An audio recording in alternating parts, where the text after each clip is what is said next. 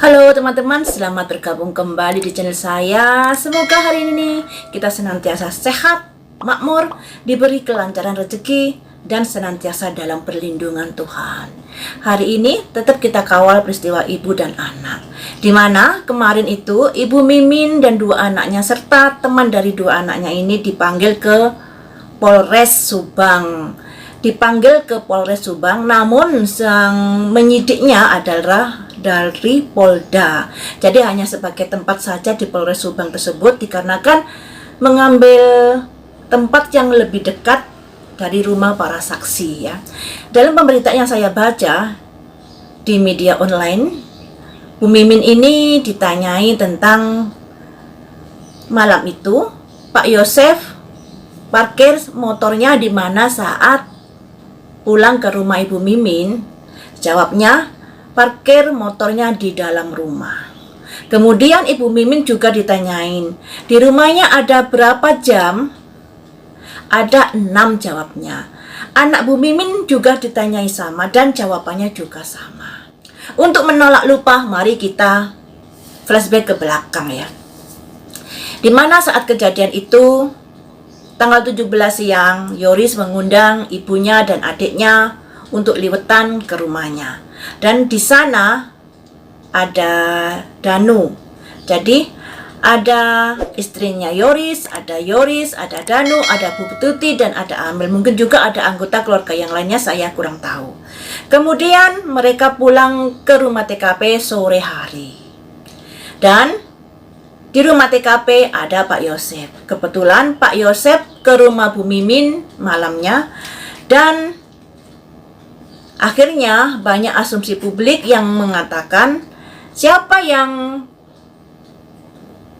terakhir di rumah tersebut dan siapa yang pertama mengetahui ke rumah tersebut, itulah yang patut dicurigai. Banyak netizen yang bilang seperti itu, apalagi Pak Yosef juga mempunyai istri muda. Sehingga para netizen ini mengkait-kaitkan peristiwa Subang ini dengan peristiwa yang pernah terjadi di Indonesia, yang pelakunya adalah pasangan hidupnya sendiri. Kebanyakan memang begitu. Jadinya netizen ini berasumsi ke Pak Yosef dan Bu Mimin. Apalagi setelah beberapa hari peristiwa itu, Pak Yosef langsung didampingi pengacara. Dan pengacara ini diusahakan oleh adiknya Pak Mulyana. Jadi Pak Yosef, Ibu Mimin didampingi pengacara, dan Pak Mulyana atau Pak Yosef juga memberi tawaran kepada Yoris agar Yoris didampingi oleh pengacara yang satu tim dengan Pak Yosef. Tapi Yorisnya menolak dengan alasan, saya tidak bersalah, kenapa mesti menyewa pengacara? Dan apa yang dikatakan Yoris itu ibaratnya blunder, atau ibaratnya bola panas yang ditujukan kepada Pak Yosef. Dan peristiwa ini juga diwarnai dengan uka-uka, di mana uka-uka tanpa tedeng aling-aling langsung menunjuk hidung Pak Yosef sebagai pelaku. Namun dari kuasa hukumnya Pak Yosef langsung memberi peringatan, barang siapa yang bla bla bla bla bla akan ditindaklanjuti, dan akhirnya uka-uka itu tidak ada. Setelah proses ini berjalan, yang lebih kontinu saat itu diperiksa adalah Pak Yosef dengan Ibu Mimin. Mungkin ketika Pak Polisi sudah ubrek-ubrek di Pak Yosef, dan akhirnya beralihlah perhatian Pak Polisi ini kepada Danu. Nah, ketika perhatian kepada Danu ini dilakukan, mulailah ada gejolak-gejolak, sesuatu yang membuat kita tanda tanya. Apalagi setelah si Danu ini diwawancarai oleh Pak Kades dan Ki Anom. Kemudian Pak Kades mengunggah di video YouTube-nya bahwa Danu malam itu beli nasi goreng dan melihat ada dua sosok laki-laki dan perempuan yang usianya sekitar 25 tahun. Dan kemudian pernyataan Danu tersebut itu dibantah oleh kuasa hukumnya, diralat jika Danu malam itu tidur dan ada saksinya ibunya Danu. Kemudian ada kehebohan lagi di mana Yoris dan istrinya merekam percakapan Pak Yosef dengan Yoris saat ditelepon. Yang intinya percakapan itu bertanya kepada Pak Yosef, apakah sudah menyelot entah itu pintu, entah itu palang pagar, saya kurang tahu. Yang intinya, sudahkah menyelot? Pak Yosef bilangnya masih ragu-ragu, masih ingat atau enggak seperti itu. Dan rekaman itu diunggah di media massa. Pak Yosef tersudut lagi. Namun, lagi-lagi ada saksi yang mengatakan, yang lewat di malam itu, mengatakan melihat 5 orang berada di halaman TKP dan mobil Alphardnya juga menghadap ke kebun. Berarti ada semacam, entah itu mereka jalan-jalan atau ada tamu atau ada seseorang yang menggunakan mobil Alphard. Jadi bukan Pak Yosef yang terakhir di rumah tersebut, tapi seseorang yang datang di malam itu mendekati jam 12 malam. Yang jadi pertanyaan, siapakah orang itu? Kalau orang tidak dikenal Bu Tuti atau orang yang dibenci Bu Tuti, pastinya Bu Tuti tidak akan mau membuka pintu atau tidak akan mau pergi sama-sama. Dan siapakah yang menyupiri mobil Alphard tersebut? Coba kalian jawab di komen ya. Dan kemudian ada lagi masalah nasi goreng. Nasi goreng ini dikaitkan dengan datangnya 5 orang atau adanya saksi yang melihat 5 orang di depan TKP tersebut. Mungkinkah mereka jalan-jalan kemudian beli nasi goreng, atau nasi goreng itu diantar seseorang atau dan lain sebagainya yang dibungkus oleh aluminium foil? Biasanya kalau dibungkus aluminium foil itu resto yang besar, resto yang sudah punya nama, bukan resto sembarangan, bukan di kaki 5 dan lain sebagainya.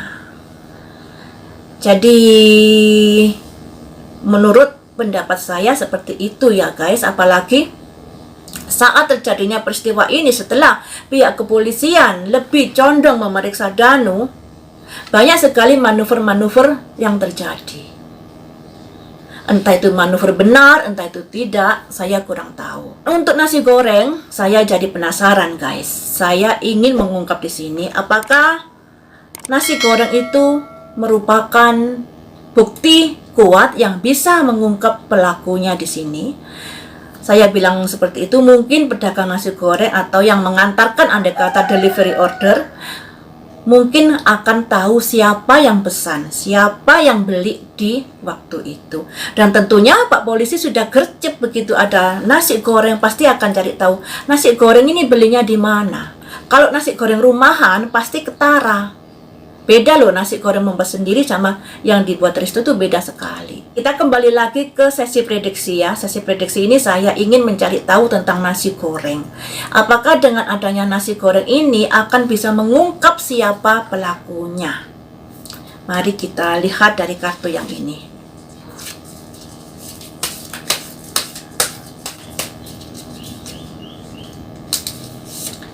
Ada simbol new beginning, memulai sesuatu yang baru. Jadi pertemuan nasi goreng ini bisa membantu untuk mengungkap peristiwa ini. New beginning, awal yang baru.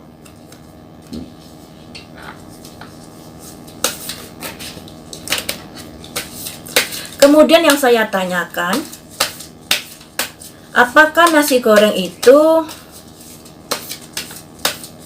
dibeli oleh seseorang yang datang malam itu, yang ada hubungannya dengan 5 orang yang ada di depan TKP tersebut?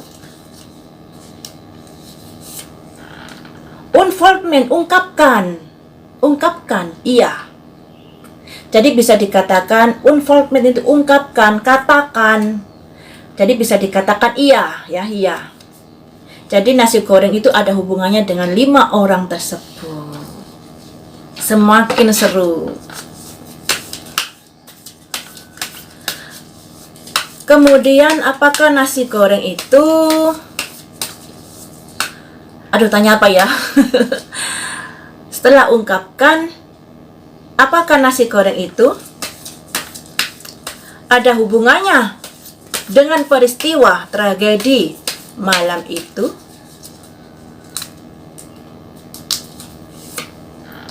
Ada simbol solitude, kesendirian. Kesendirian. Ada.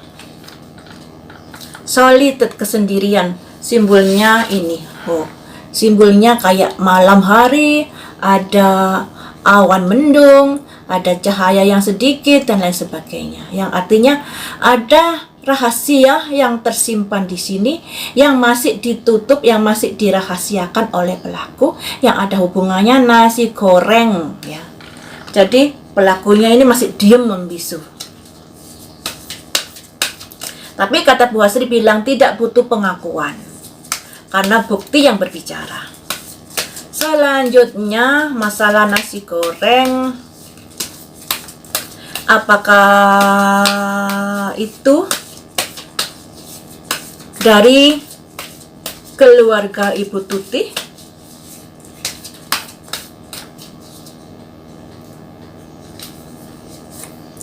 Ada simbol nurturing. Nurturing ini bisa dikatakan pemeliharaan ya.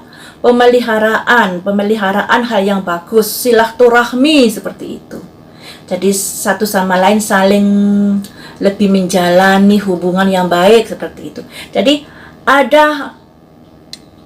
kartu ini mengarah ke keluarga Ibu Tuti, nurturing, pemeliharaan ya. Pemeliharaan ke arah mana tujuanmu? Pemeliharaan ke arah mana tujuanmu? Semangat. Semangat untuk apakah?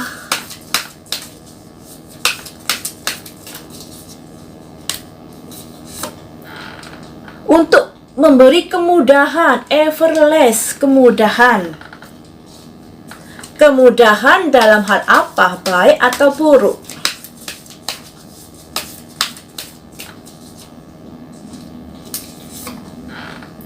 Ada simbol kreasi, usaha, panjang sekali ini kartunya.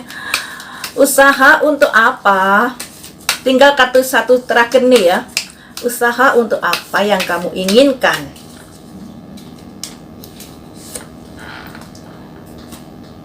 Release, melampiaskan, melepaskan kegundahan hatinya, seperti itu.